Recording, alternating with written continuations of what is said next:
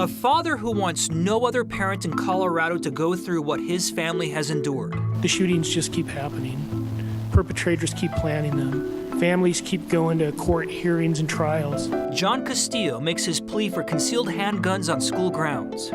Colorado's lieutenant governor says we were naive to trust hospitals in the past. A new report is suggesting they've been cashing in big time on your hospital visits. Big surprise there.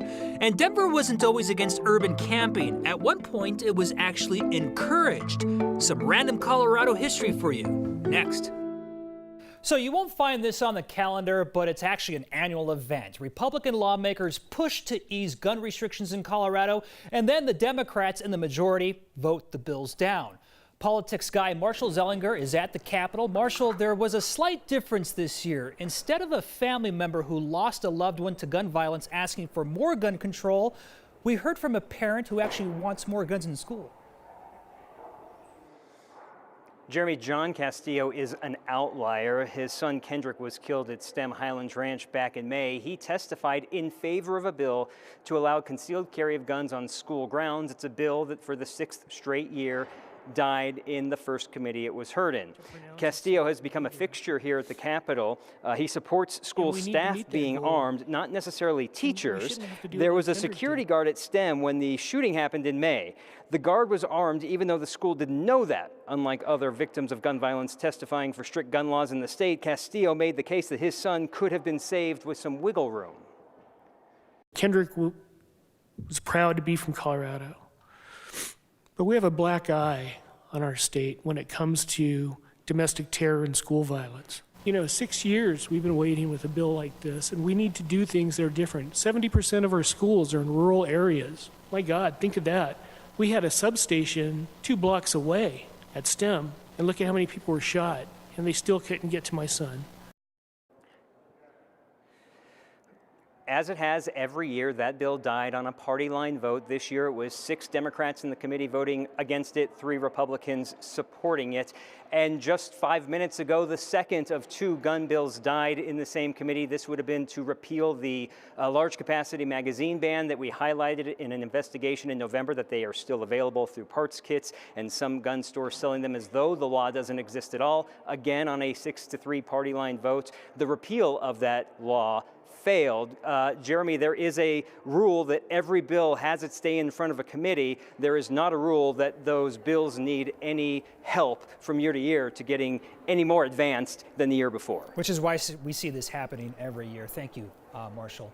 A young woman who threatened gun violence, prompting the shutdown of schools all across the Front Range last year, was able to buy a shotgun here in Colorado.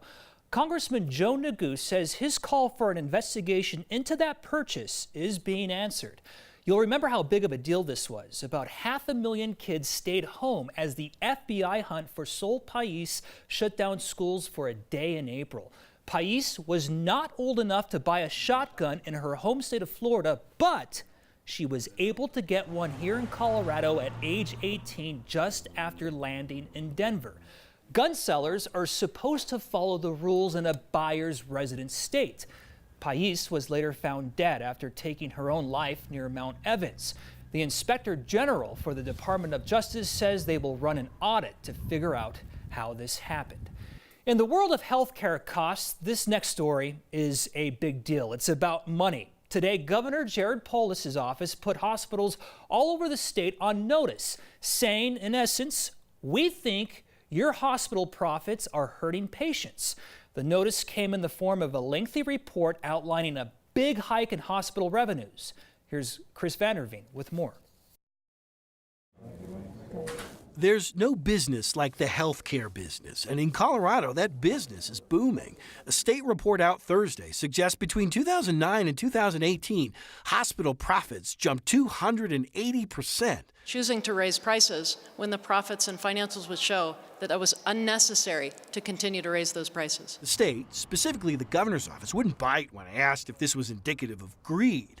But one of the leaders in the office on the issue would at least tell us this. So we invite CEOs of hospitals and boards to start recognizing how they can be a better part of the solution and changing their focus. In 2009, the report says Colorado's hospital average profit per patient was $538. In 2018, $1,518. Pamela White last year spent more on her health care per month than she did on her mortgage. And she, a cancer survivor, has insurance. A friend of mine equated American health care to a stick-up, where somebody says basically your money or your life. And when you're diagnosed with cancer, you have to do what you have to do. The Colorado Hospital Association called the study's numbers highly inflated, as they do not take into account many expenses, such as taxes and training, adding hospitals have been good partners in addressing costs with the Polis administration. Look for legislators to cite this study often when trying to come up with ways to bring down health care costs this year. For Next, I'm Chris Vanderveen. Denver police say they are once again enforcing the city's unauthorized camping ordinance. It's been a week since the city of Denver cleared out a large homeless camp just feet away from the state capitol. It's a temporary fix for a permanent problem. Today, Mayor Michael Hancock repeated his argument that repealing the city's camping ban is not the answer. I've been very clear with regards to the camping ban on my position. I don't find it humane to encourage people to sleep outdoors. As you saw in our Civic Center Park and at Veterans Park, it can become a very inhumane, very unsafe and unsanitary situation very quickly. And that's why we moved in under a public health crisis to abate the issue and again, try to provide services to those individuals who were trying to camp outdoors. Right now, Mayor Hancock is at a national conference for mayors across the country. He says the issue of homelessness is one they are heavily focusing on. They're bouncing ideas off each other to hopefully find better ways to address the problem. There was once a time Denver actually encouraged camping in the city parks, which brings us to our Random Colorado History segment. Yes, this is true. More than 100 years ago, city officials wanted more tourists to stay in the city, so they encouraged free camping at City Park. Our friends at the Denver Public Library have a fascinating write-up about this. It says back in 1914, when this thing called the automobile changed tourism across the country, Denver rushed at the chance to get people to stick around here. An urban camping program was started. Anybody could stop at City Park, pitch a tent, and then camp. The trend became so popular, the city had to expand the program to accommodate thousands of tourists over the following years. Of course, today, things are quite different. You can read more about that program on the Next Facebook page. If someone tries to tell you Colorado is equal parts Republican, Democrat, and unaffiliated, you tell them you watch Next and they're living in the past. Colorado is now 40% unaffiliated, 30% Democrat, and 29% Republican. These are based on the most recent voter registration numbers in Colorado. Last year, from January until Election Day, the state registered more than 100,000 new unaffiliated voters, according to Magellan Strategies, a conservative-leaning polling firm in Louisville. 3 times as many as Democrats and Republicans. But the head of Magellan reminds us unaffiliated does not mean up for grabs. Our work internally, we have found that it does lean more Democratic than Republican. But in this political environment, to be very honest with you, there are very few, I would say, voters that consider candidates of both parties equally. The persuadable voter universe has really dropped from about 18% down to about 10%. Starting in April, this is interesting, new voters will automatically be registered to vote when they go get a driver's license. They'll be registered as unaffiliated, then be mailed an option to register with a specific party. It's an extra step that is likely to inflate unaffiliated voter numbers. Here's your daily impeachment update. Not much activity from Colorado lawmakers so far during today's proceedings. Colorado Senator Michael Bennet had a lot to say this morning before things began. It's the first we've heard from him since the impeachment trial started. During a conference call with media, we asked him at this point how he'd vote on both charges. I think that a compelling case is being put in front of the Senate. And so far, it hasn't been rebutted at all by except by the president's middle finger. So we will see. And so far, we haven't heard anything from Republican Senator Cory Gardner or Democratic Representative Jason Crow. Crow is one of the managers during the impeachment for Democrats. The ride is over. Denver bcycle is slowly removing its bikes and docks around the city, so we wanted to know what's going to happen with all of that stuff. A lot of people seem to think we can't do as much as we can. Reading and writing in Braille. Students show us their special skill as they get ready for a unique competition in Los Angeles.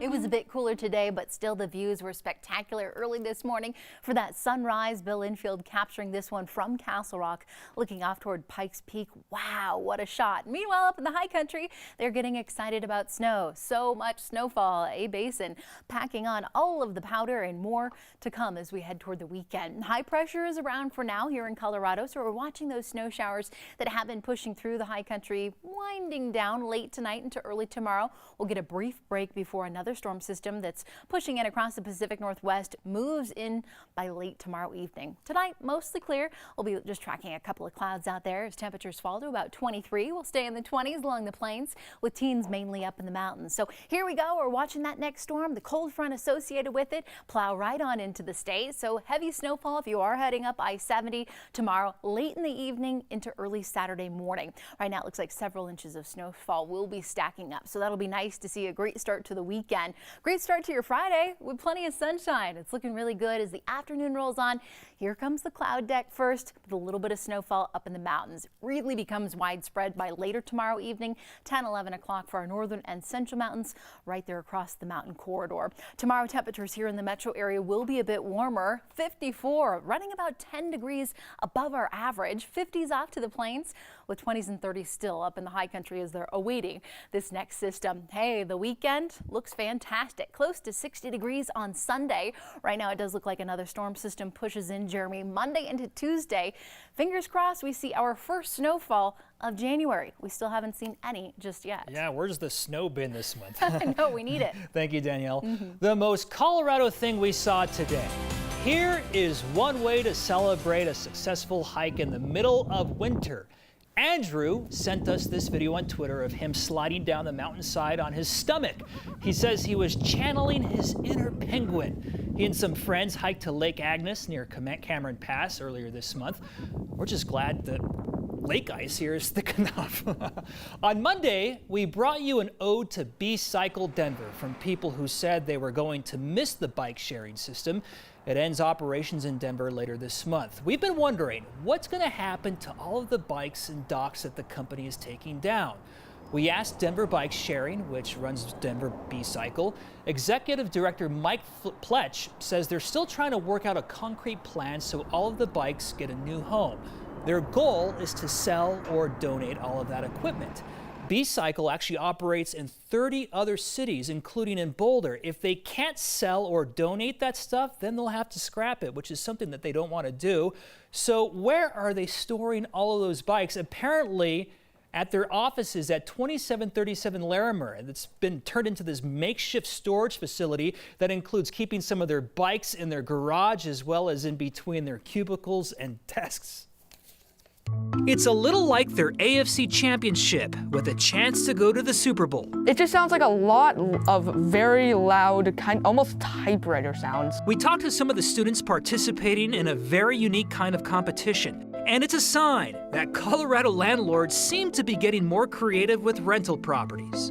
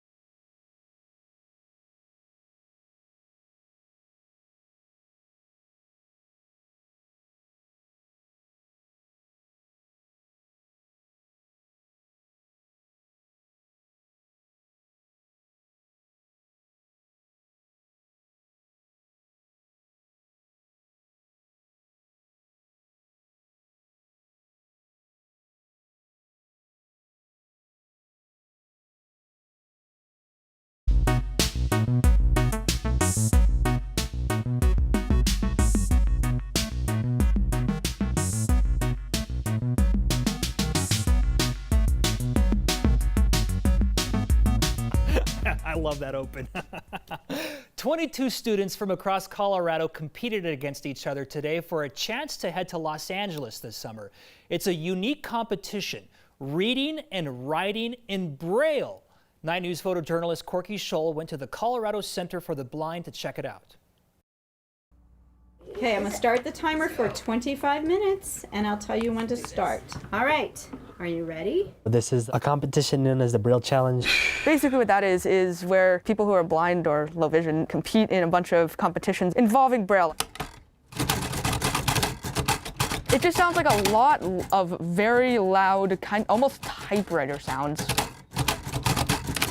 Me personally, I've been doing the Braille Challenge for about, like 7 to 8 years.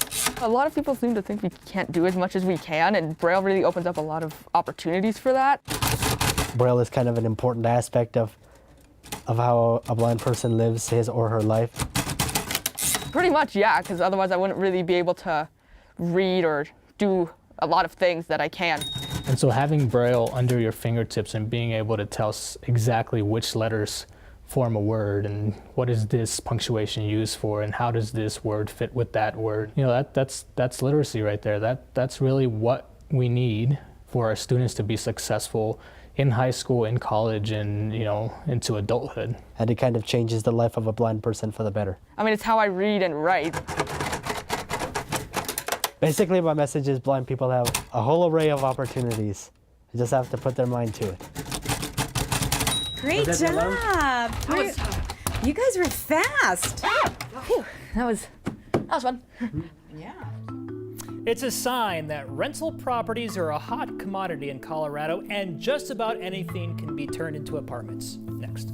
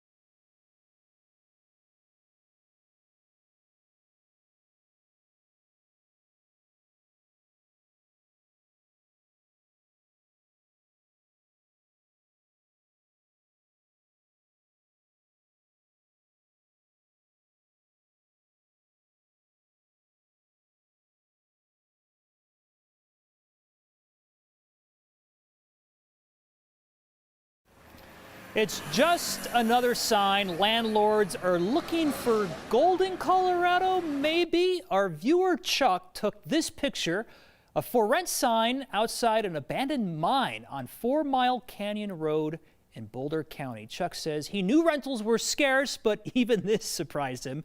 So we got to know, what signs made you laugh today? Send us pictures to next@9news.com or tweet them with the hashtag #HeyNext. I like this next story here. This is funny. Speaking of signs, this photo is a pretty good indicator that the fake coyote set up outside of Legacy High School isn't really doing its job very well. A teacher at the school in Broomfield took this photo of a flock of geese crowding around the exact thing that is supposed to be scaring them off in the first place. I guess it's a tough crowd here, and he's clearly outnumbered, so we won't give that coyote too much goose grief. Let's talk about some viewer feedback here. Kate says, love the political party graphic with the unaffiliated platypus symbol. I dig that too. Kelly says, I'm in Brighton eating green chili. Should I dive into the Pueblo versus New Mexico green chili debate? We don't have time for that. I only got like 10 more seconds. And Shirley says, looking great, new dad. We love you when you host. I'll be back mañana.